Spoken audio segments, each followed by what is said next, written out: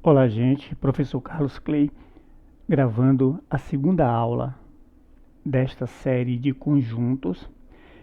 E eu queria dizer que depois que eu postei a primeira aula, o primeiro vídeo, eu percebi que não ficou muito legal a qualidade. Ficou horrível, na verdade. Então, neste vídeo, eu vou dar uma editada antes para melhorar a sua qualidade, para que fique mais visível, fique mais legal, tá bom? Esta série é uma série de vídeos onde nós vamos estar estudando sobre conjuntos. A base de estudo é o livro de Iese, Gelson Iese e Carlos Murakami. Murakami, eu não sei como pronuncia esse sobrenome.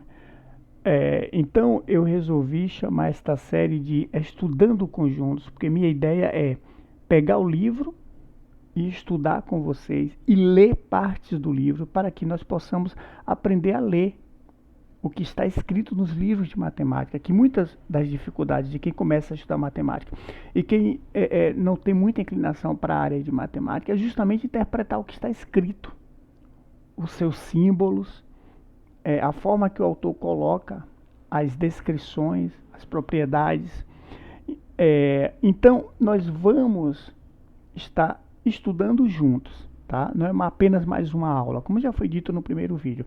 Até porque aulas existem aos milhares na internet, aulas maravilhosas.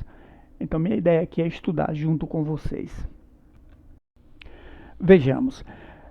Essas marcações, gente, de títulos, de tópicos, eu estou seguindo do livro, tá?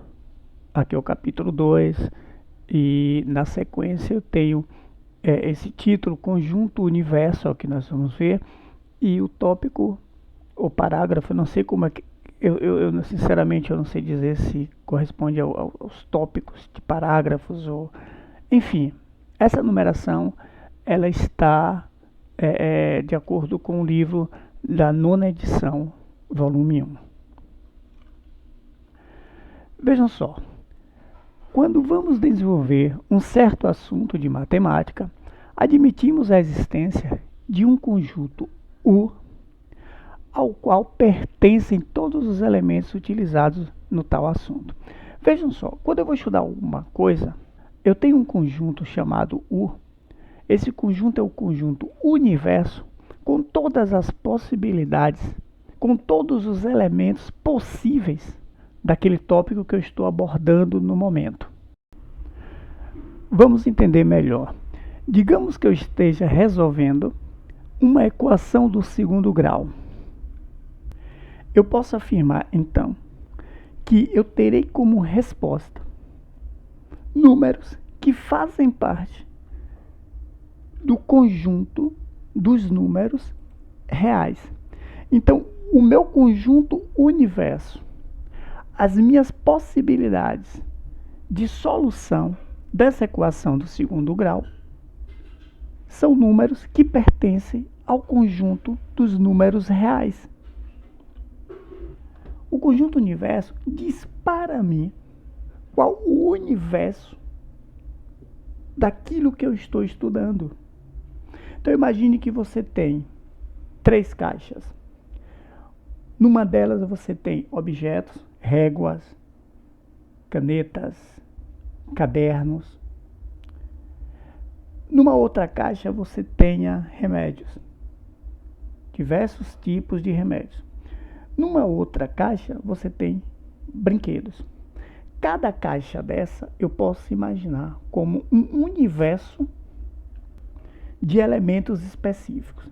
E eu digo para você, por favor, traga para mim um remédio X. Esse remédio está no departamento de remédios, está na caixa de remédios. Então eu disse aonde você vai procurar. Eu dei a possibilidade de você encontrar esse remédio. Eu estou dizendo que o universo de procura é o departamento de remédios. Se eu não dissesse qual seria esse universo, você incorreria na procura de todas as caixas que você tivesse disponível. Mas quando eu digo universo, aí você tem uma noção das possibilidades da resolução daquele problema. Então, se eu digo para você, olha só, eu quero que você analise o saldo de uma conta bancária de um determinado cliente. Este saldo pode ser positivo ou pode ser negativo. Então, eu posso afirmar que o conjunto universo das possibilidades de solução desse problema é o conjunto dos números inteiros. Os números inteiros, eles são formados por números positivos e negativos. Por quê? Números inteiros? Porque o saldo ele pode ser positivo, pode ser negativo e pode ser zero. Outra situação, imagine que eu peço que você desenhe um caminho que vai, digamos, da igreja matriz até sua casa. Você pegará um plano, uma folha, e passará a desenhar as retas representando as ruas. Então, nesse caso, o meu universo é o plano. Então, o meu conjunto universo é o plano. E as minhas possibilidades são ponto e retas nesse plano. Então, eu vou desenhar o caminho da igreja até minha casa. Então, veja que o conjunto universo é muito interessante na resolução de problemas. É interessante aqui pararmos para pensar que nós temos algumas possibilidades para o conjunto universo. Se eu estiver procurando esse ponto numa reta, eu tenho a seguinte situação. Então vejamos, se U é a reta AB, o conjunto procurado é formado só pelo ponto P. Então, neste caso, eu estou dizendo que o meu conjunto universo é uma reta. Vejamos o que vai acontecer. Gente, percebam que para indicar a reta AB, eu coloco esse traço aqui em cima, tá? Este sinal, este desenho aqui em cima, apontando para a esquerda e para a direita, dizendo que eu não tenho nem começo nem fim. É assim que eu indico uma reta. Ela é infinito para a esquerda, infinito para a direita. Ela não tem começo e não tem fim. Então essa indicação aqui, quando vocês verem no livro, significa que é a reta AB. O conjunto procurado é formado só por um ponto. Por quê? É só por um ponto. Então veja só, dependendo do conjunto universo, eu vou ter respostas diferentes para a questão. Daí a importância de se conhecer o conjunto universo. Eu tenho a reta, tá? Nessa reta eu vou identificar o ponto A e o ponto B. Coloco o ponto P no centro do ponto A e no ponto B, porque é isso que a questão pede. Esse ponto P, neste caso, ele fica no centro a uma igual distância entre o ponto A e o ponto B. E na reta, eu só tenho um ponto que obedece a essa possibilidade. Esse ponto P não pode estar do lado direito do ponto B, porque aí vão ter distâncias diferentes do ponto para o ponto B e do ponto para o ponto A. De igual modo, esse ponto não pode estar à esquerda de A, porque aí ele vai ter uma certa distância de A e uma distância maior do ponto B. Então, portanto, aqui é a única solução deste problema se o conjunto universo for uma reta. E aí é muito comum você encontrar essas duas barrinhas pequenas indicando que essa distância aqui é igual a essa, ou seja, o ponto P é equidistante dos pontos A e B, ou seja, está a uma mesma distância do ponto A e do ponto B. Então veja a importância de tratarmos do conjunto universo.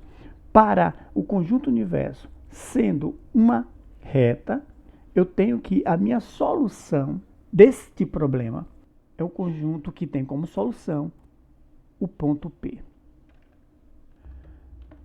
Agora vamos continuar e vamos ver o que acontece se eu mudar o meu conjunto universo. Se U é um plano contendo A e B, contendo os pontos A e B, o conjunto procurado é a reta mediatriz do segmento AB. Vejamos então como fica. Olha só, gente. Agora eu procuro uma solução para o problema em questão num plano, não mais numa reta. Então eu estou procurando uma solução aqui nesse plano, ó, olha só. Nesse plano aqui, eu quero saber a solução de meu problema. Encontrar pontos que estão, o conjunto de pontos P, que estão a uma mesma distância, a uma igual distância dos pontos A e B. Então veja só, aqui já está dizendo aqui em cima, só para que a gente entenda melhor. Aqui na questão diz que o conjunto procurado é a reta mediatriz do segmento AB. Abri um adendo aqui para a gente observar. Aqui em cima, quando eu falei de reta, eu disse que aqui eu desenho em cima desse AB, esse símbolo aqui apontando para a esquerda e para a direita. Mas aqui eu estou falando de segmento de reta, então ele não tem a seta indicando para a esquerda e para a direita, porque ele é um pedaço, uma parte da reta. Olha que interessante. Então, quando você tem essa representatividade aqui, que não tem uma seta apontando para a esquerda nem para a direita, eu estou falando de um segmento de reta. Eu estou falando de um pedaço de uma corda. Imagine que você tem uma corda que ela é infinita, mas você cortou essa corda e tirou para você um pedaço dela, uma parte dela. Então, essa parte tem começo e fim.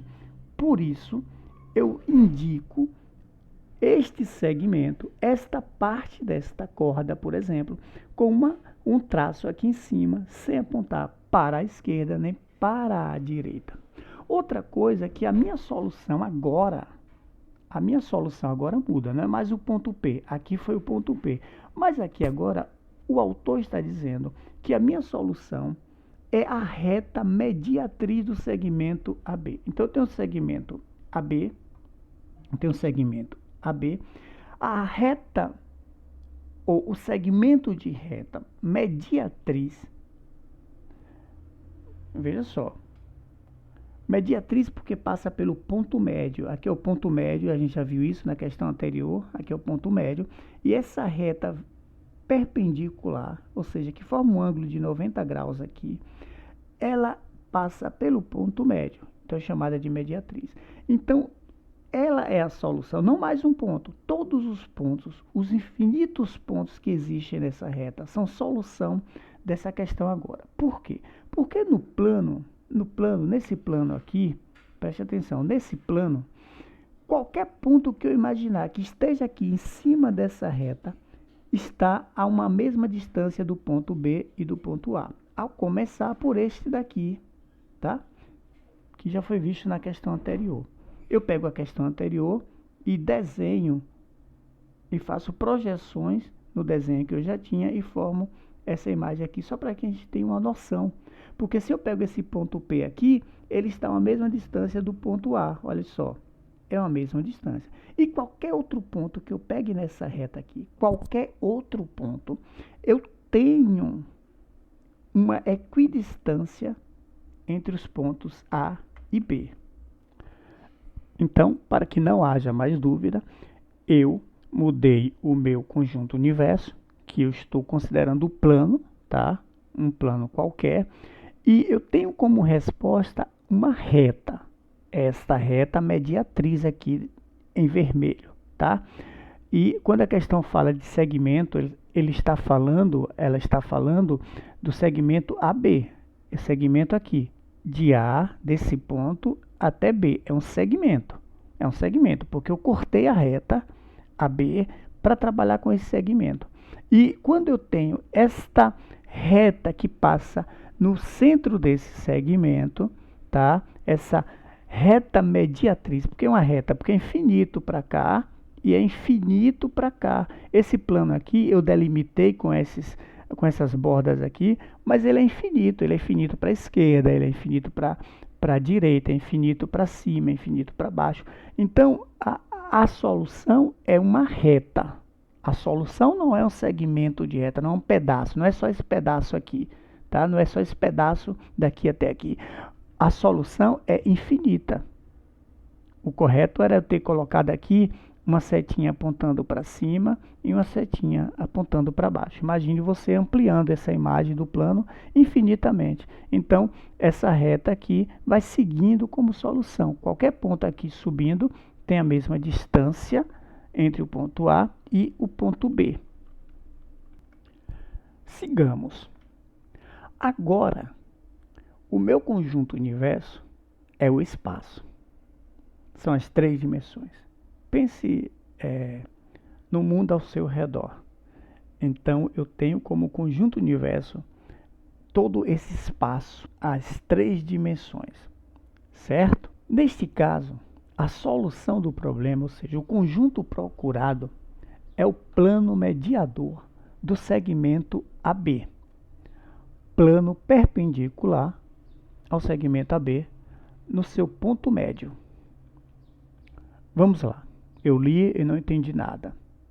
É o que muitos dirão. Mas vamos ver a imagem. Eu agora estou considerando, para responder essa questão, todo o meu universo. Não só o plano anterior, mas o meu universo. Imagine esse universo em 3 dimensões. Imagine uma esfera. Imagine uma bola de futebol. Então, todas as direções, considerando as 3 dimensões. Certo? Daí eu tenho o segmento A, B e o ponto médio desse segmento. Então, todos os pontos que estão nessa região aqui, pintada, fazem parte da solução da minha questão quando eu considero o espaço. Por quê?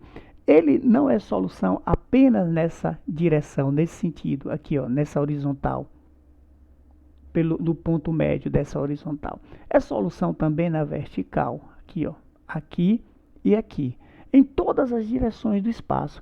Então, se eu pego aqui daqui para cá e daqui para cá também, projetando aqui também ó, esse AP aqui, se eu projetar, eu tenho a mesma distância. Então, quando o meu universo é o espaço, a solução da minha questão é um plano infinito para cima, infinito para baixo, infinito para a esquerda, infinito para a direita. Então, todos os pontos que estão neste plano aqui, que plano é esse? É o plano que é perpendicular, ou seja, ele forma 90 graus aqui, ó, olha só, forma 90 graus no ponto médio do segmento AB.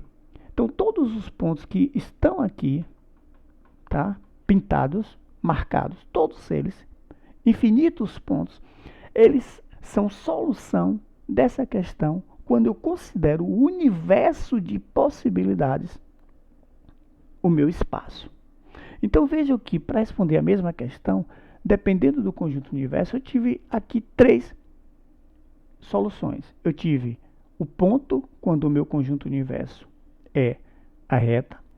Eu tive a reta quando o meu conjunto universo foi o plano. E agora eu tenho o plano como solução quando o meu conjunto universo é o espaço. Daí a importância de se conhecer o conjunto universo para a resolução de alguns problemas de conjuntos. Dado esses exemplos, eu entendo agora que para caracterizar um conjunto, que para definir um conjunto através de sua propriedade, é interessante dizermos qual é o conjunto universo. Então, A é igual a X, que pertence a U, tal que X tem a propriedade P. Então, eu vou caracterizar X, eu vou dizer quem é X através de uma propriedade e vou dizer aonde eu acho esse conjunto X de elementos de X, aonde estão as soluções para este conjunto procurado. Ou seja, eu vou dizer o conjunto universo que X pertence. Então vejamos alguns exercícios como exemplo. Descreva por meio de uma propriedade característica dos elementos cada um dos conjuntos seguintes. Então, olha só, eu quero descrever através de propriedades. Eu tenho o conjunto A enumerado aqui embaixo, listado aqui embaixo, e ele é o seguinte: 0, 2, 4, 6, 8, reticências. Reticências, vocês lembram, significa que esse conjunto é um conjunto infinito. Qual seria uma propriedade que eu poderia caracterizar X, descrever X? Vamos ver? Eu posso dizer que X, tá? O conjunto é um conjunto formado por elementos X, tal que, olha o símbolo de tal que aqui. Certo, estou dizendo, ele é X, mas X é inteiro, par e não negativo. Então eu preciso dizer que ele é um número inteiro, mas quando eu digo que ele é um número inteiro, eu estou considerando os números negativos. E aqui nesse conjunto A não tem números negativos. Então eu vou dizer que ele é um número inteiro, ele é par porque eu conto de 2 em 2, então os múltiplos de 2 são pares. E não negativo, ele não é negativo. Então está correta a minha forma de expressar a propriedade desse conjunto. Eu poderia dizer de outra forma, vamos ver se eu posso dizer de outra forma. Olha só, o conjunto A é formado por elementos X, tal que X é múltiplo positivo de 2. Também seria correto, porque são múltiplos de 2 e múltiplos positivos. Por que eu tenho que dizer positivo? Porque se eu disser que ele é múltiplo de 2 e enumerei apenas os positivos, os 0 e os positivos, então dá uma divergência, porque se ele é múltiplo positivo, eu digo que ele são múltiplos de 2, apenas os positivos. Por quê? Menos 2 também é múltiplo de 2. Menos 4 seria múltiplo de 2. Então eu tenho que dizer que ele é múltiplo, porém positivo. Vejamos a letra B. O conjunto B. 0, 1, 2, reticências 9. Então eu tenho uma sequência aqui: 0, 1, 2, 3, 4. Aqui não é um conjunto infinito. Percebo que ele tem reticências, mas a reticência está indicando um intervalo da sequência até chegar no último elemento. Quando eu indico o último elemento, esse conjunto é um conjunto finito, porém tem um intervalo que eu não quis escrever. Tá? Então, olha só, 0, 1, 2, seguindo a sequência, eu tenho 3, 4, 5, 6, 7, 8, 9. Então, qual seria esse conjunto? Como eu descrevo a propriedade desse conjunto? Veja, vocês concordam que esse conjunto B é um elemento X, tal que X é algarismo arábico? Gente, os algarismos arábicos são justamente esses números que nós usamos para formar, esses dígitos que nós usamos para formar nossos números. 0, 1, 2, 9. Correto? Letra C. C é um conjunto que contém Rio de Janeiro e Salvador. Ora, eu posso dizer, expressar através da propriedade. C é um conjunto de elementos X, tal que X é o nome de cidades que já foram capitais do Brasil. Pronto, defini o meu elemento X. Vamos ver mais exemplos. Eu tenho o exercício 13, tá? Seguindo o livro, que ele pede o seguinte: escreva com símbolos o conjunto dos múltiplos inteiros de 3, entre menos 10 e 10. Entre 10 negativo e 10 positivo. Eu quero o conjunto dos múltiplos inteiros de 3. Gente, múltiplos vocês lembram, né? Eu vou contar de 3 em 3. 0, 3, 6. Só que são múltiplos inteiros. Então, se eu tenho 0 e tenho 3, eu vou ter 0 e menos 3. Se eu tenho 6, eu vou ter 0, 3, 6, 0, menos 3, menos 6. Porque são múltiplos inteiros. Eu considero os positivos e negativos. Então, eu tenho aqui menos 9, menos 6, menos 3, 0, 3, 6, 9. É um conjunto finito. Eu coloco apenas de menos 9 a 9, porque a questão diz entre menos 10 e 10. E entre menos 10 e 10, eu tenho os seguintes números inteiros múltiplos de 3, que são exatamente estes números que eu listei aqui. Tá? Antes do menos 9, eu tenho menos 10. E depois do 9, eu tenho 10. Como fala entre, eu não considero os extremos, menos 10 e 10. Tá certo? Agora, o conjunto dos divisores inteiros de 42. Sempre que falar inteiros, vocês vão lembrar dos números negativos, tá? Então vamos lá. O conjunto dos divisores de 42, e aqui eu vou listar e não vou mostrar como eu calculo os divisores, como eu chego no conjunto dos divisores, para não desfocar da aula, mas eu tenho eles aqui. Eu listo 1, 2, 3, 6, 7, 14, 21, 42. Então, 42, eu posso dividir 42 por qualquer um desses números aqui. Então, eles são divisores de 42. Na verdade, eu posso dividir 42 por qualquer outro número. Mas quando eu falo de divisores, é que são números que eu vou pegar 42, dividir, e ele vai ser uma divisão exata. Não vai ter resto nessa divisão. E por que eu coloco mais e menos? Porque eu posso dividir por 1 positivo ou por 1 negativo. Eu posso dividir por 2 positivo ou posso dividir por 2 negativo. Certo? O conjunto dos múltiplos inteiros de zero. Ora, gente, vamos contar de 0 em 0? 0, 0, 0. Ou seja, o conjunto dos múltiplos inteiros de zero é o próprio zero. Ele é um conjunto unitário, certo? O conjunto das frações com numerador e denominador naturais compreendidos entre 0 e 3. Então, os numeradores e os denominadores estão compreendidos entre 0 e 3 e são naturais, são números naturais. Então, nesse intervalo, eu posso escrever a fração 1 sobre 1. Então, percebam, numerador é 1, está entre 0 e 3, denominador é 1. Eu posso escrever a fração 1 e 2.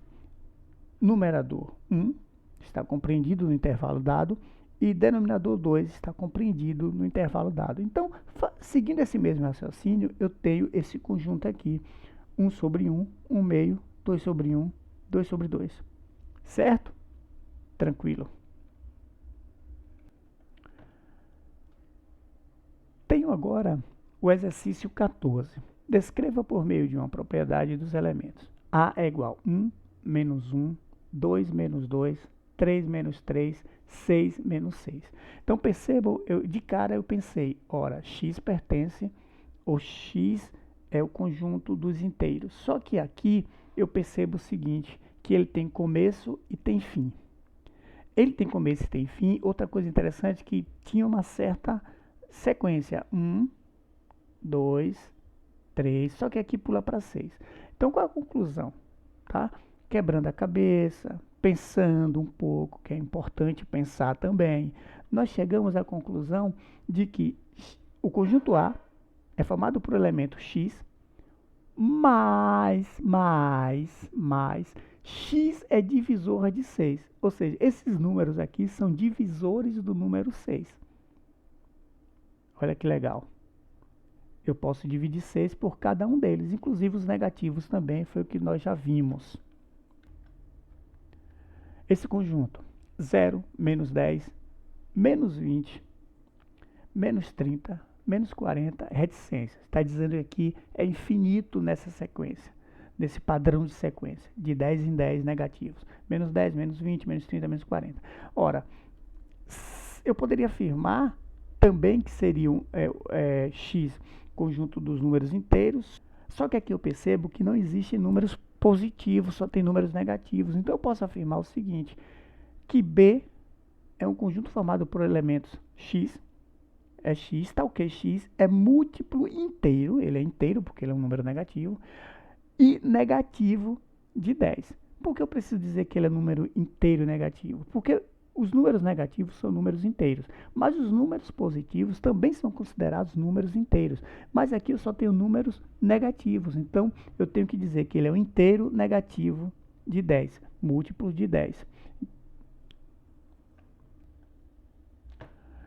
Letra C, o conjunto C, 1, 4, 9, 16, 25, 36. De cara eu percebo que aqui são números quadrados, quadrados perfeitos, são números que eu obtenho elevando x a um quadrado. Por exemplo, se eu pegar a sequência 1, 2, 3, 4, 5, 6, eu vou conseguir esse conjunto aqui. Vamos lá. Então, x, tá o que? X é quadrado de um inteiro.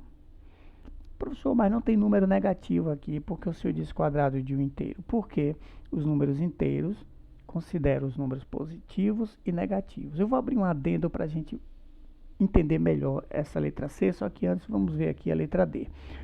Bom, eu tenho D é igual a Lua. Eu posso dizer que D é X, tal que X é satélite natural da Terra. Então, eu descrevi o elemento, eu caracterizei o elemento desse conjunto. Então, vamos voltar aqui para a letra C. Na letra C, eu tenho o seguinte, gente. Imagine aí que você tem os números 1, menos 1, 2, menos 2, 3, menos 3, 4, menos 4, 5, menos 5, 6, menos 6. Eu coloco até aqui, menos 6, que foi até onde a questão veio aqui, tá? Poderia também iniciar com 0, só que a questão não me dá 0, só me dá 1. Mas isso não impede que eu possa afirmar que são quadrados de um número inteiro. Correto? Então, se eu pegar 1 elevar ao quadrado, eu tenho 1. Se eu pegar menos 1 elevar ao quadrado, eu também tenho 1. Se eu pegar 2 elevar ao quadrado, eu tenho 4. Se eu pegar menos 2 ao quadrado, eu tenho 4. 3 ao quadrado, 9, menos 3, 9 também. Então, um número negativo ao quadrado, ele se torna positivo. E 1 é igual a 1, 4 é igual a 4, 9 é igual a 9. Então, eu posso escrever assim, essa sequência 1, 4, 9, 16, 25, 36, infinito, porque uma sequência é infinito. Por isso que eu digo que é um quadrado de um inteiro. Por que o inteiro, se aqui não tem número negativo? Porque eu posso considerar o número negativo e dizer que esse número foi elevado ao quadrado. E sendo elevado ao quadrado, ele fica positivo. E aí eu reduzo o meu conjunto sem precisar repetir aqueles elementos que estão repetidos. Então, C é o conjunto de números inteiros do quadrado de números inteiros. O quadrado de um inteiro. Tá bom, gente? Ficamos por aqui. Eu fiz essa vídeo aula bem rápido, só para eu testar a qualidade depois desse vídeo, para ver se consigo deixá-lo numa qualidade bem melhor, bem mais interessante que o primeiro vídeo. Tá bom? Estarei gravando mais aulas na sequência. Fiquem com Deus.